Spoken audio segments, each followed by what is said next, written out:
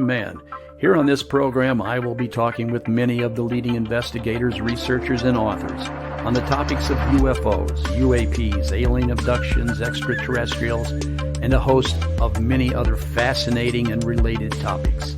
So please join me and my guest for the next hour as we reach out. This is Dark Window on KGRA Digital Broadcasting. Hi, everyone, and thank you for joining us.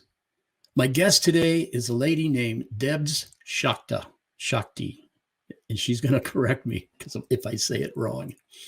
But she is a professional quantum hypnotherapist, along with many other things.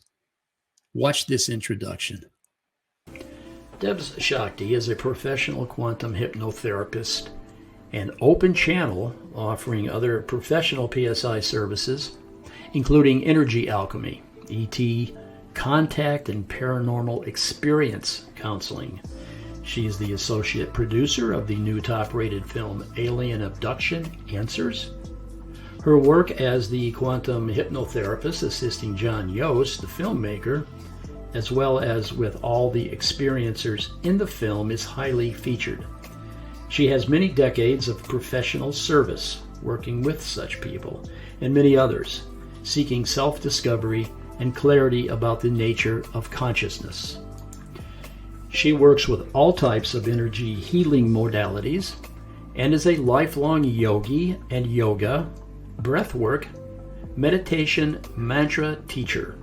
She also spent much of her life as a competitive sports athlete and is a former national champion martial artist, published author, and much more.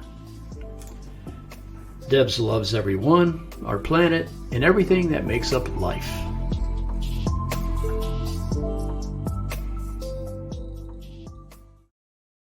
And welcome, Debz. How are you doing tonight? Oh, thank you, Jim. I'm so honored and very grateful to be here. What a great introduction. Wow. Well, thank you. I love putting those together because it really gives me a chance to get to know my guest. Mm-hmm. And you've got some great pictures there, and you've had a lifetime of this stuff. Mm-hmm. Wow, I can't wait to get into this conversation. What I really want to know, what is quantum consciousness, also known as, and I'm looking at these notes that I have, also known as non-local consciousness. Yeah. Explain that.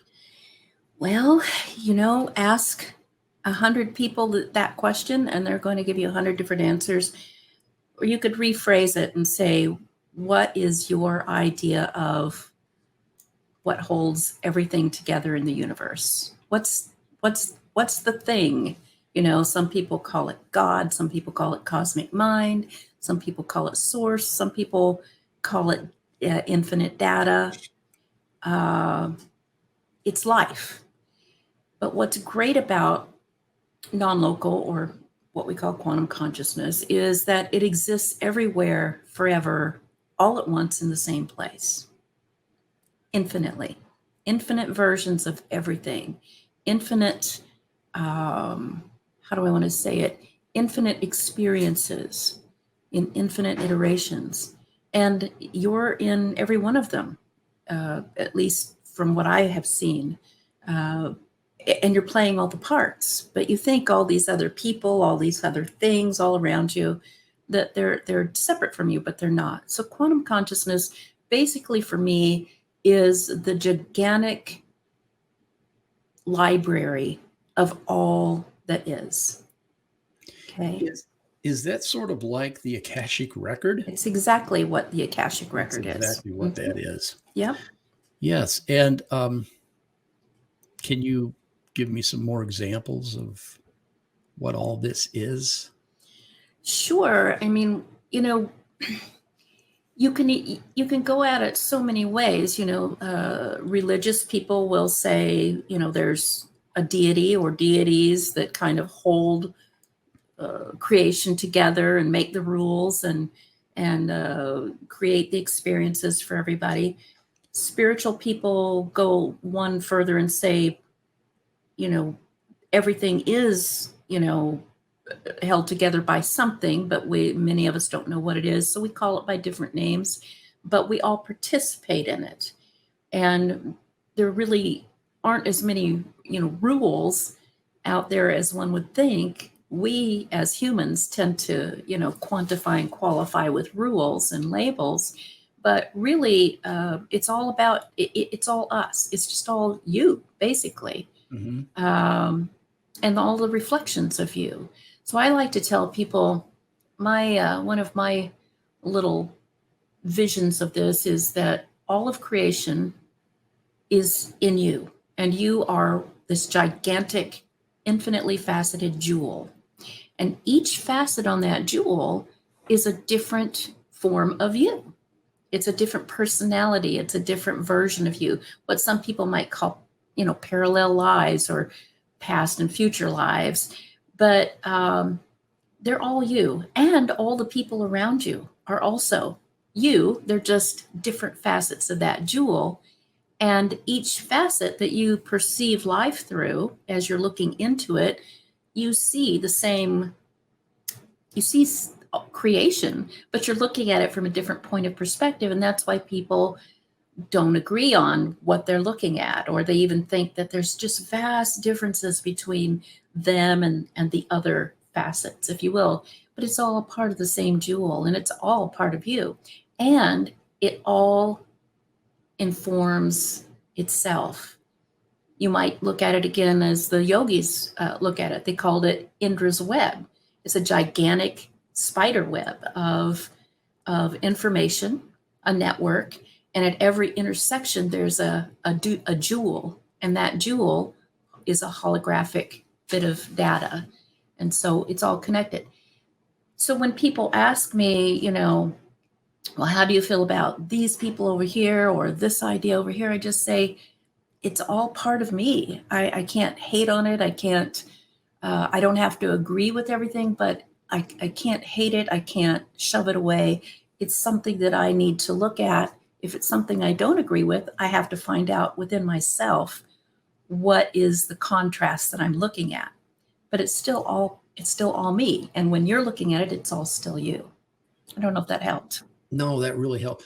It's just kind of hard wrapping your head around this, because I've dealt with folks that have had near-death experiences, and people have had out-of-body experiences, and they say that, I think you and I may have talked about this before, where time is not linear.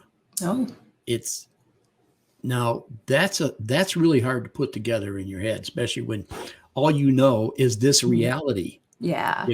Every day you look at the clock, you go to work, you get up in the morning, it's time for coffee, it's time to go to work, time to come home, it's time to go to bed.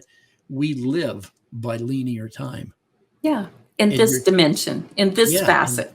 In this facet. Yeah. And with all of these different expressions of what you're saying, all these different things, all happening at the same time. Yeah. And they're all happening in the same place forever. That's quantum. It's quantum. And so that's why when I was like a young adult, I've always been a big science freak anyway, and a big spiritual freak, but science was kind of my jam. When I started learning about quantum physics, it kind of started helping me understand some of this stuff. And by no means can I, go toe to toe with some of my astrophysics and quantum physics friends. They're just so much more intelligent than I.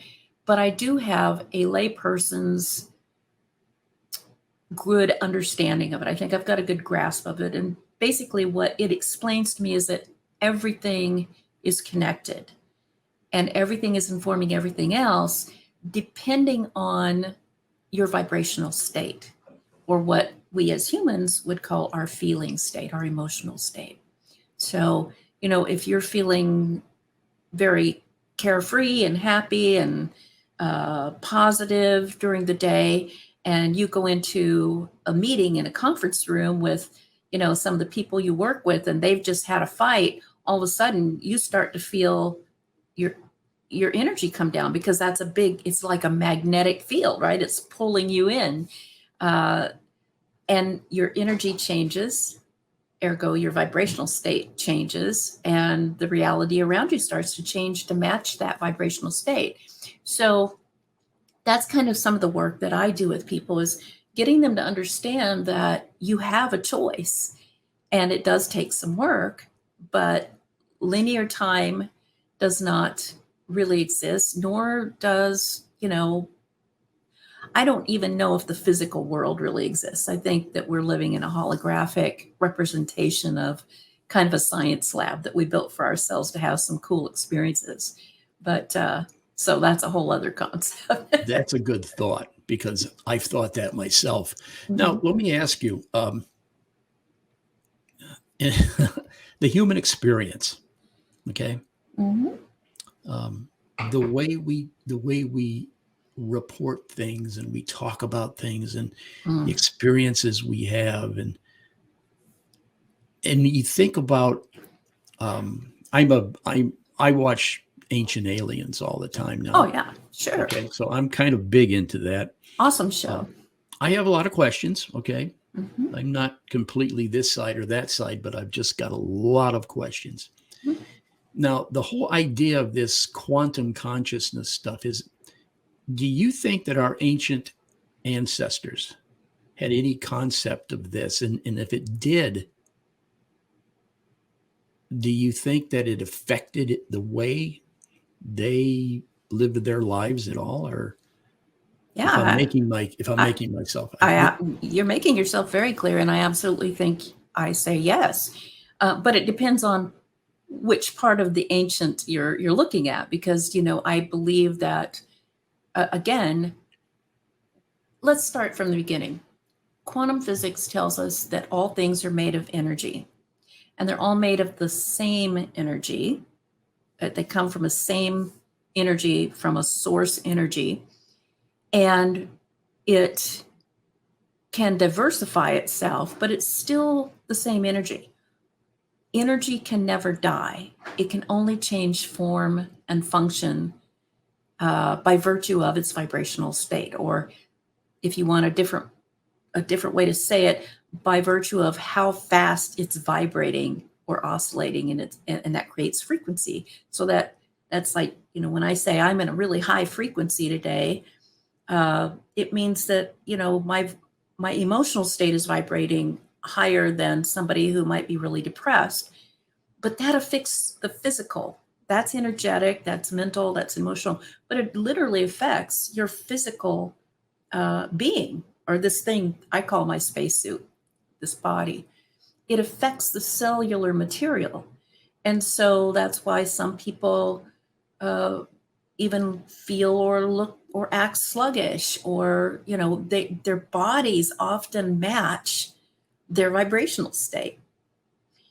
So energy never dies, it just changes form and function. And here's the other cool thing: because it never dies, it's all still in existence, but the only stuff that we can perceive is what we are looking at within a vibrational or frequency range.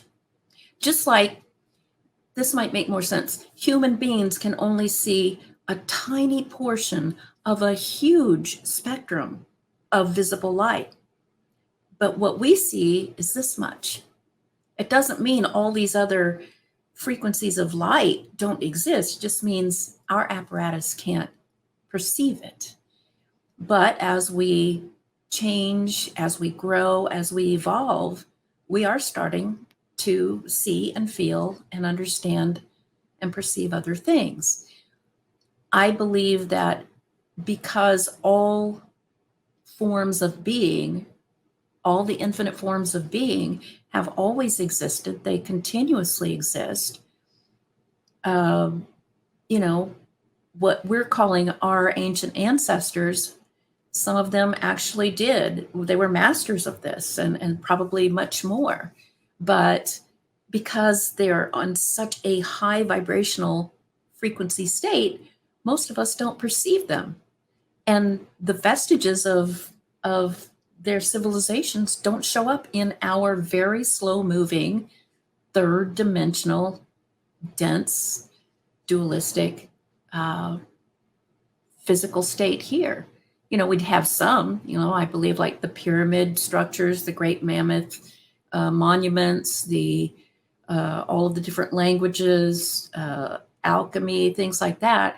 Those are vestiges of those civilizations, but doesn't mean they went anywhere. It just means we can't perceive them in the vibrational state that we are. And I've often thought about this. When you really give this some thought, we live in a very narrow band Yes, we do. of existence. Mm-hmm. We can only see from here to here. Yeah. We can only hear Yes. from here to here. Mm-hmm. We can only smell certain things. Yeah. I mean, some of the animals that we live with, their senses are better in some Mm-hmm. cases, and their senses aren't quite as good Mm-hmm. in others. All matter vibrates. Yeah. It's all frequency based. So we live in this little sort of a narrow band of physics. Yep. That's and right. if you give that, I've given that some thought for years. And I love the fact that there are people like you that have spent years studying Mm-hmm. and looking at this from a broader perspective. Do you suppose, has any of this, I think about when I go back and think about petroglyphs, Oh, and yes. what those people put Mm-hmm. on those rocks, Yeah. what were they seeing? I mean, their vision of reality. We have such a hard time figuring out what all those funny characters are in the petroglyphs. Yeah. Oh, I know. They saw something we didn't see. We could do 10 shows just on that because I love that subject. Yeah, But what I believe and what I've been told, when I go in with a client, when we go into quantum hypnosis, often they'll go back into those lifetimes and they'll give lots of information about what happened there. And I take everybody at face value when we do that because they're just breaking into that record and pulling pieces out. But as far as the petroglyphs, for instance, down in the southwest of the United States, for instance, or the cave drawings down in South America, what those people were painting were what they perceived, what they were able to perceive, which I believe were other civilizations or maybe a different part of their civilization. Why could they see that? And maybe they were still not very sophisticated. For instance, maybe they were still living in the jungle and they were hunter-gatherers or whatever. Why were those people able to perceive what we might think of as star beings or, UFOs or, people coming up out of the ocean? The things that they drew and painted, why were they able to see them and we often can't now in our culture? A lot of people say, well, I've never seen that, that's just made up. Well, I believe it's because they were unencumbered and their vibrational state was very high, but their intellectual state was not as technical as ours is now. And sometimes we can get in our own way with our intellect, right? It just because they couldn't explain what they were seeing and thereby painting or drawing doesn't mean they didn't experience those other beings. I believe they actually did encounter, maybe beings from other civilizations, other planets, other dimensions, and they painted them because they wanted to tell everybody about it. They wanted to tell their grandchildren about it, and it was something to do. But could they explain it? Only through the information that they already had in their databanks. So if you look at those things and they drew those pictures the way they drew them, kind of rudimentary pictures of space beings and space vehicles, if you will. And then later on, as you go into early European times, medieval times, people started having lore about, fairies and elves and witches. And, in the Asian cultures, they had dragon beings and all kinds of wraiths and things like that. I think they're just describing other layers of reality, other beings from other layers of reality, but they were still at a vibrational state where they could perceive them. They just couldn't explain them in the way that we would have light for them to. It's almost and this is an old example, is when you might say, if I presented this to someone 1,000 years ago, if I had the ability to do that, this would be nothing but pure magic. You'd be a god. Yes, exactly. I mean, that goes without saying. 1,000 years ago, they would have carved your picture and that thing into, their monuments. Yeah, so. Absolutely. And, even today in our modern world, like you said, we still get in our own way. Oh, yeah. We are still so indoctrinated and limited in our scope of understanding. Yeah. And thankfully, that's changing. Yeah. And that leads me to the next point that I want to talk to you about. And we talked with John Yost last week, Debz. My buddy.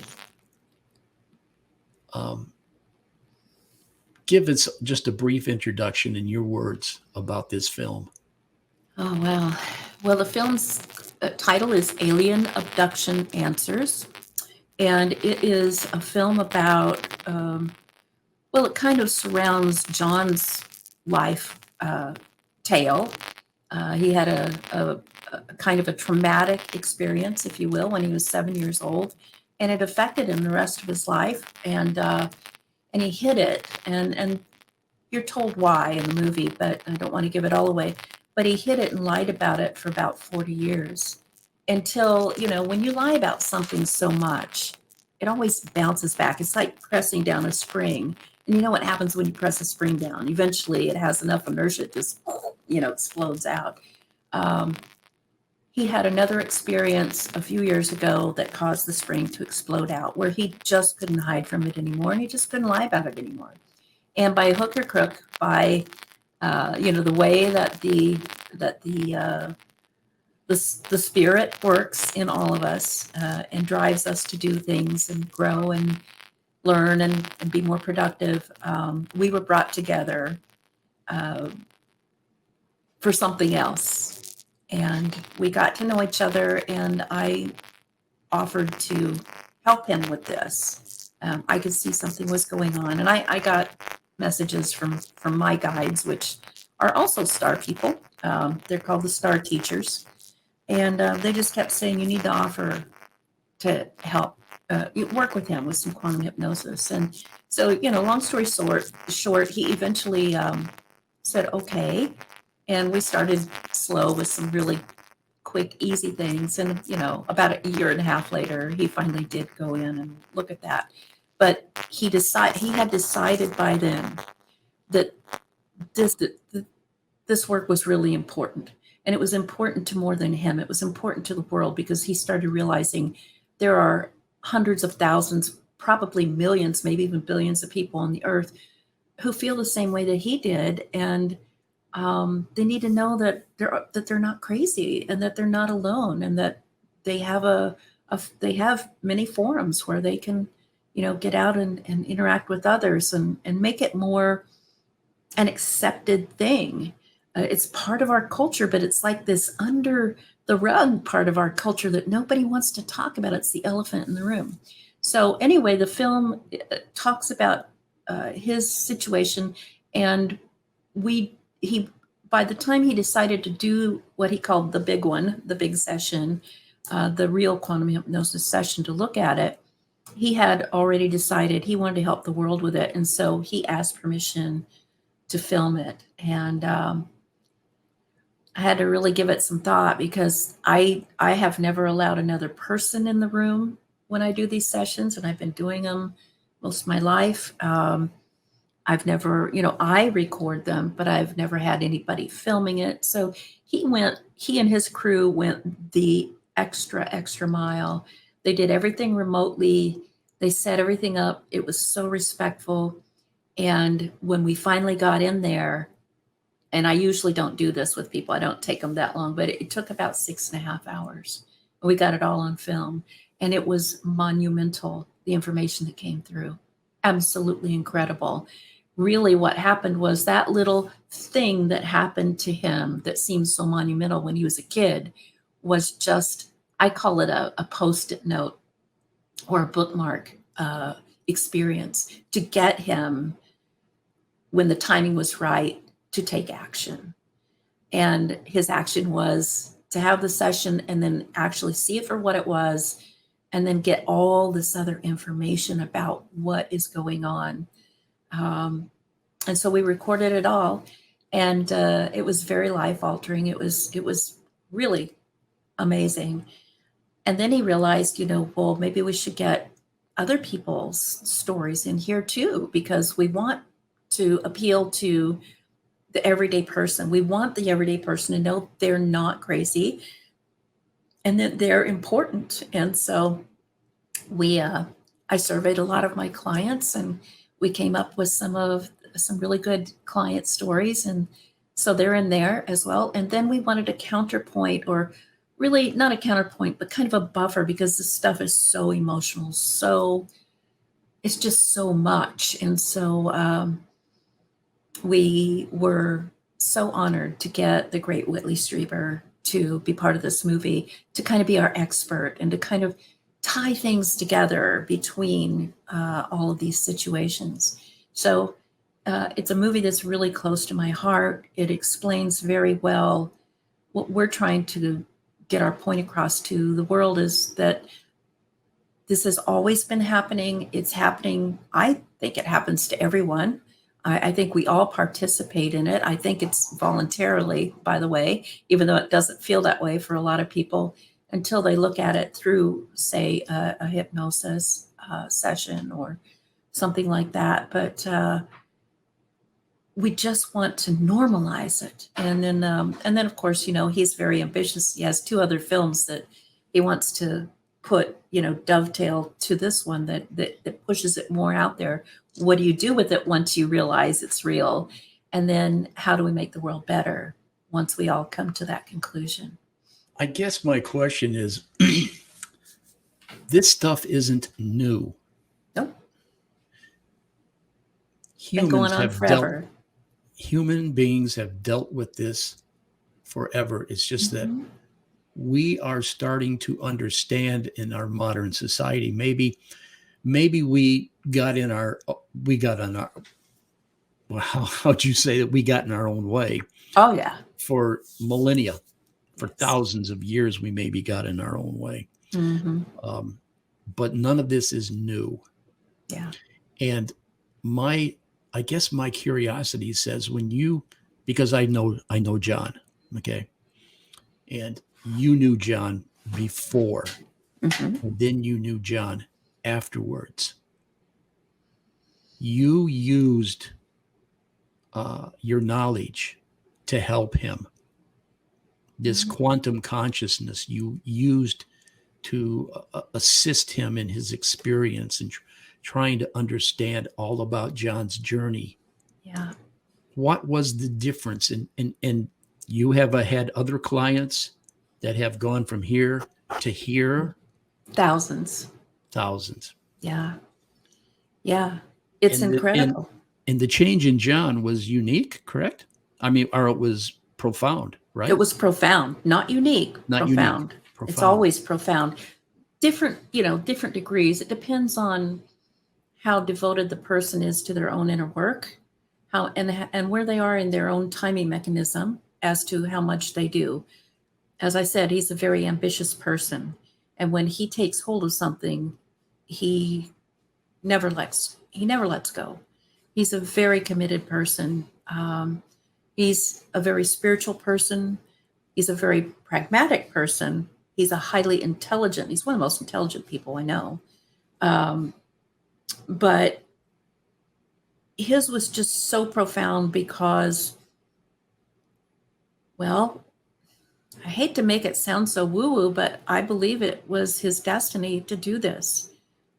This is the time, and the beings that I channel, they're constantly saying this, and everyone in the quantum hypnosis sessions, no matter what they come from, they might even come to me to help lose weight or to understand why they have terrible relationships, but it always comes back to this deeper knowledge about the soul and why we're here and what we're supposed to be doing.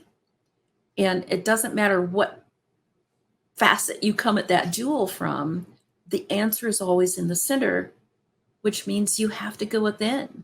You have to do that inner work. And a lot of people just don't feel like it's worth it or that it's real. You know, we're so indoctrinated to believe in just this tiny little third dimensional aspect of our reality. And unless you can measure it and quantify it by third dimensional scientific method, you know, and I know a lot of really brilliant people who believe this, then it's not real. But the third dimension and what exists in it and the methodology that we use to measure and explain what exists in that little speck of reality is only a speck. We are just scratching the surface of this knowledge. And so I believe that, you know, a lot of ancient traditions had a better grasp on it than we do now. We're just starting to remember it. It's starting to come back up. And that's why a lot of people are starting to have what you call these past life memories or these deja vus or these inspirations that just come out of the blue, and then they go look it up in the library and there it is, you know. It's all starting to come back. So why is that? Because they are in a what we call a resonant frequency with that data. Data is just data and it exists forever. But unless you're putting the right search words into the engine, the search engine, you're not going to get any new information. Now we're starting to question everything. And when we do, we've got extra methods of searching. And that's part of the work I do too. I teach people how to raise their vibrational state, how to engage their pineal gland, which is, I call it the cosmic satellite dish or radio transceiver. That's really what it is. So that you can access that easily. It's, you know, your brain, this is the spacesuit. Your brain is the operating system for the spacesuit. Your mind and what little information you contain in your conscious awareness is the software that runs it and kind of keeps it going and, you know, not bumping into things and not causing a lot of havoc here and there. But really, the real you is the cloud. And all that information is in the cloud. You can access it, but you have to know how to access it. You have to know how. Let me ask you, and this question came from Patricia. She says, why do we Mm-hmm. have such a hard time? Why do we think it's not real? I mean, well, because we were from birth in this place programmed to not believe it's real. Because if we really truly get in touch with who we are and what we are, which is infinite and unlimited beings, then nobody could control us, could they? But yet we live in a culture where we're constantly being told we're not good enough. You know, you weigh too much, so you need this product. Your hair isn't the right color, so you need this product. You know, nobody's going to want to date you if you wear the wrong clothes, and on and on and on. You can't get a good job unless you go to this college and get this education. And it's all a lie. But the lie exists to keep just a tiny little portion of people who want to control it all in power. That's ending pretty soon. People are starting to question everything. And I love it because, yeah, and that's going to cause pandemonium for a while when people start to realize, wow, do I really need to do what they're telling me to do on these advertisements? Do I really need to have a government controlling so much of what I'm doing and how I raise my children. So we're starting, I think it's always been a kind of a question that's been underneath, in the undercarriage of our psyches. But I think it really started in our generation. I remember growing up in the hippie years. What was our mantra? Question authority. Yes, You remember question that? everything. Question everything. And so I grew up like that. In fact, my first word was why, if you can imagine. I remember, My poor parents. Debz, I remember one of the things. It was always doctor knows best. Mm-hmm. And this is not to subtract or to take away anything about the professional world. Yeah. But there was a time, especially in our parents' and grandparents' time, you did not question authority. You did not question people of higher education. Mm-hmm. Yeah. Today, that's really changing. You're starting to see the whole hierarchy modality crumble.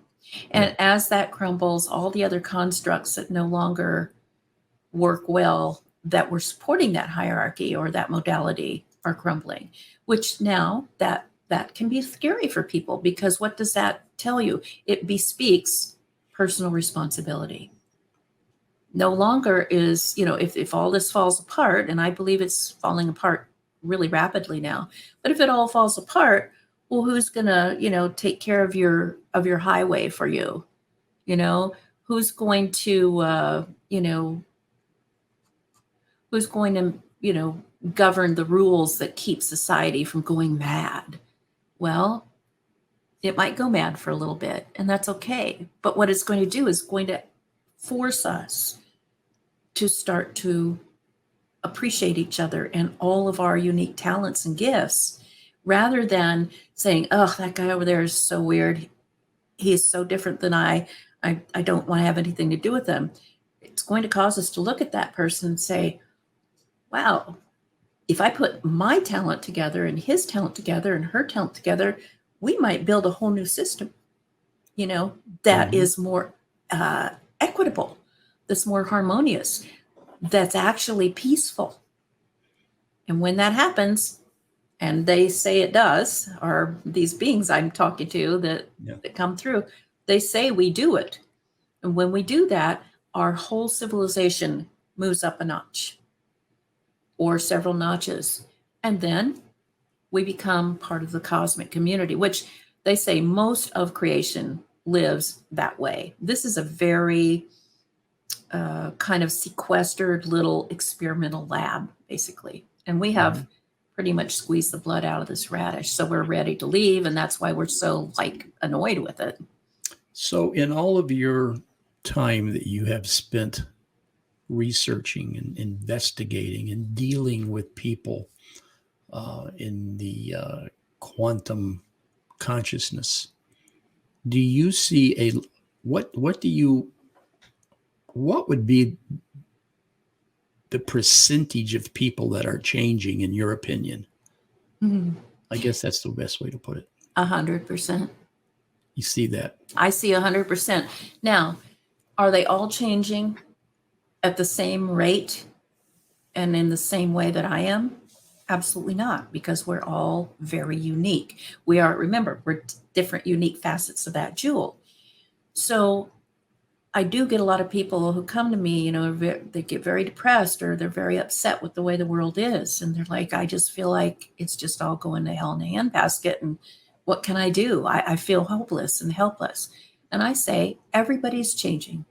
Everybody's walking on the same path, going to the same destination, but they're walking at their own pace, and they're carrying the experiences or the tools, if you will, the resources of their past experiences and their past indoctrinations in their backpack. And so, I'm a pretty fast walker when I've got healthy legs.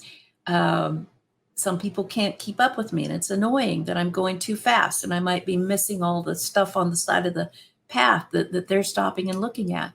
And some people go really, really slowly because they're just learning how to use their legs, right? So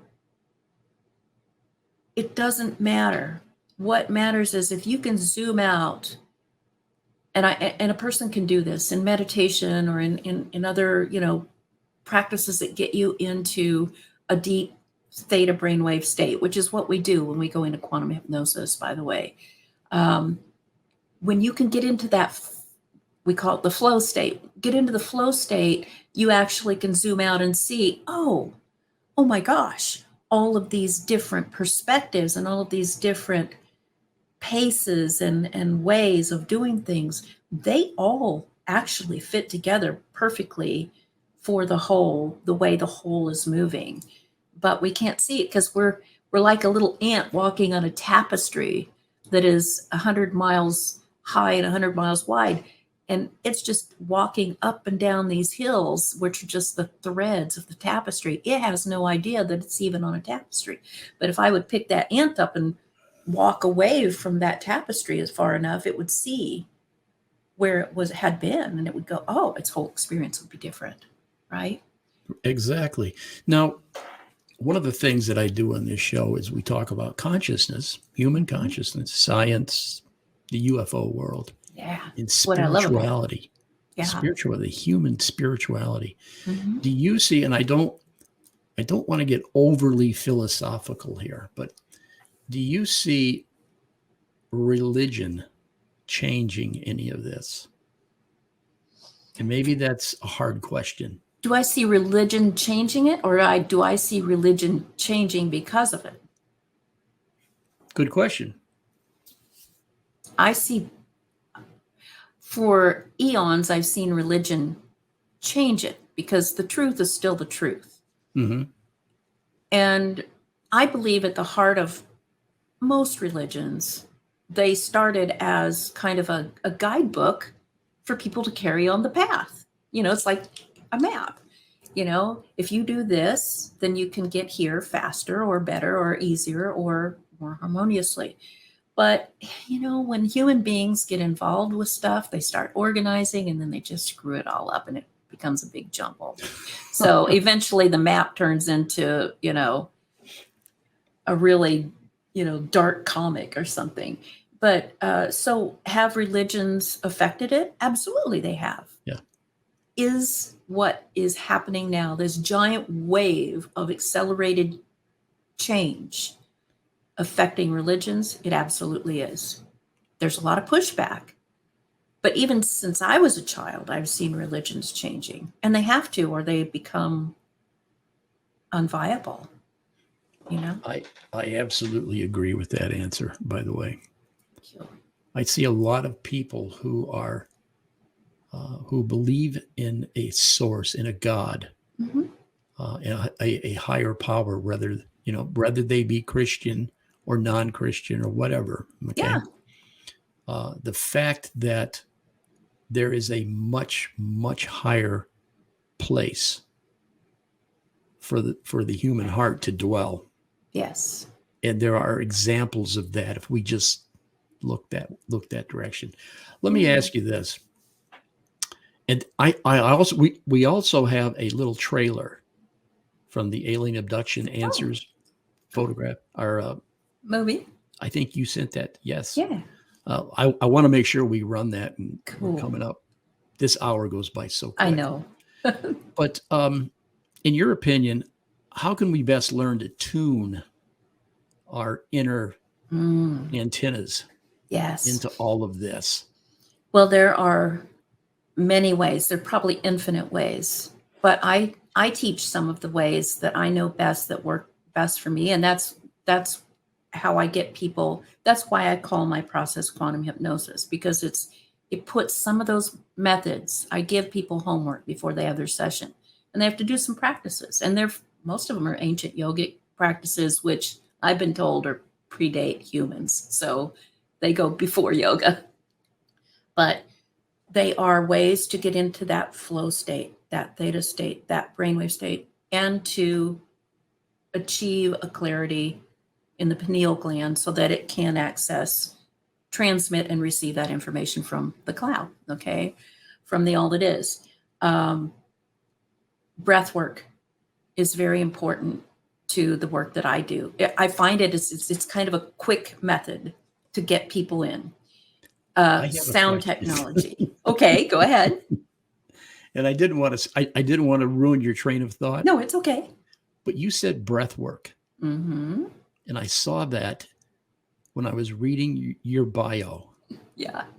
Am I going to push you off guard here? Nope. You can't push me off guard. What is breath work? Breath work is what the yogis in Sanskrit call pranayama. It's different methods of breathing that achieve different brainwave states and can literally change the way your body's endocrine system releases and what it releases in its endocrine system, i.e., the hormonal system. The chemical cocktails that your brain and your glands excrete that cause your physical body to act and live a certain way, which actually then informs your reality, which causes your reality to start to build a different way, starts with the breath. The breath is, for me, the bridge between the physical realm, the body, and the soul, or cosmic mind, or source, or whatever you want to call it. Mm-hmm. So there are infinite kinds of breath work out there. I'm sure you've heard of. Have you heard of the guy Wim Hof? You know who Wim Hof is? They call him the Iceman. Yeah. Okay. Yeah. He does cold plunges and stuff his whole life, and he does all this breath work and everything. And he's superhuman. He really is. He's superhuman. He's been tested. He can do all kinds of things. Well, that's what this stuff can do. Well, it's simple. What I have people do is simple. It's like a 10-minute practice, doing a couple of different kinds of breathing to get into what psychologists might call a pattern interrupt, or a neurohacker would call a pattern interrupt. You know, if you're in a hyper stressed out state and all you see is your reality and it just keeps dumping on you and everything, if you do a certain kind of breath work for even a few minutes, you can snap yourself right out of that and be in a happier, healthier, more balanced state within a minute or two, sometimes seconds. Conversely, if you're in a really, like, I get a lot of people say, oh, I can't meditate. I can't even concentrate. You know, the world is just too full of stimulus. I can't be hypnotized, which, by the way, that's completely untrue. Everyone can be, because you hypnotize yourself hundreds of times a day. Whole other conversation. But there are types of breath work that can snap you into a different brainwave state. And then if you add some simple sound technology using the voice to make a certain sound for just a few moments with the breath, and you set your intention to relax and go within and expand your consciousness, you're in. It's really simple. And that's really the work that I do. I literally get people to relax enough and open up enough so that they can access the Great Hall of Records. So that only stands a reason why when we meditate, we concentrate on our breathing. Yes. Yes. And we do that so that we can meditate more deeply. Meditation is just accessing the record. That's all it is. The quantum field. That's what meditation is. Well, that's perfect. I have so many things to talk about with you, and we're down to about three or 4 minutes here. I know. So we've already talked about some of the benefits of the whole quantum consciousness thing. Mm-hmm. And I guess I still have the question of, what is quantum hypnosis? We know quantum consciousness. Yeah. But you talk about quantum hypnosis. Mm-hmm. Quantum hypnosis. Yes. Yes. I was trained clinically a bazillion years ago. So I have all of that education and I have all of that practice. Adding in the piece that I just told you, what I called quantum consciousness practice, doing a little bit of breath work, a little bit of sound technology, what the yogis call mantra, and then allowing yourself to relax and go into a meditative state, a flow state, where you lose track of time, your body, and your environment. when you do that, then it's very easy for me to give you a little guided journey, get you relaxed, and start asking you questions. And literally all I do is I usually just tell people, now we're going to go to the most appropriate time and place or scene or lifetime or experience that relates to what you came here for, what you want to get answers about or healing for or whatever.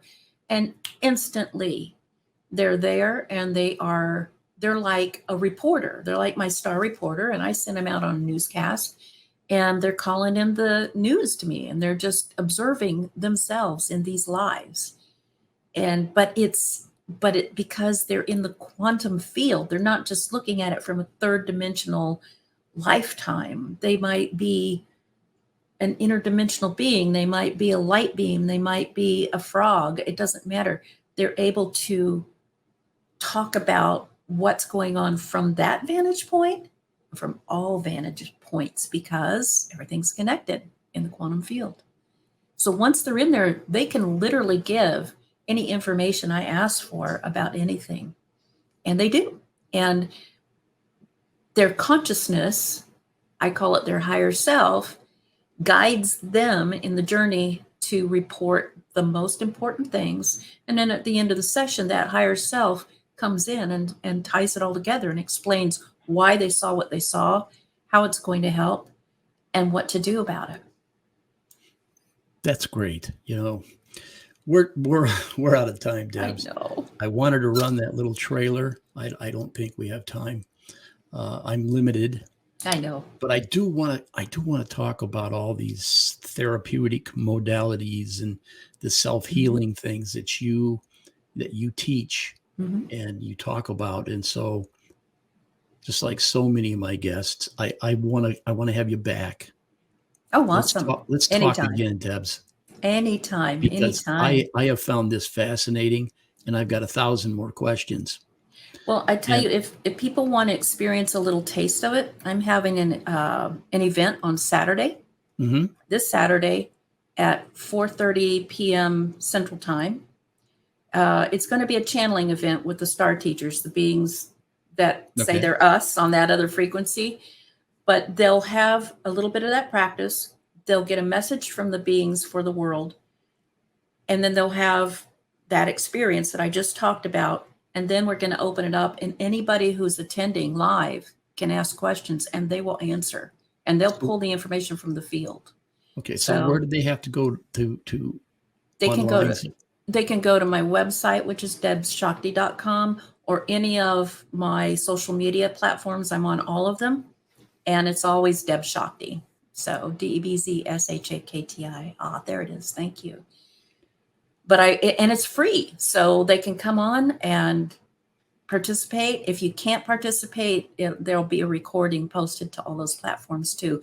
But if you want a taste of what we've been talking about, come to that thing. You'll blow your mind. And that's a good place for us to jump off here. So friends, please do this. Check out Debz. She's a wonderful person. So on behalf of Deb, myself, and Patricia Wilkinson behind the scenes, my program manager, I wish you a good night, and join us again next week. Thank you, Jim and Patricia. Thank you so much. Yes.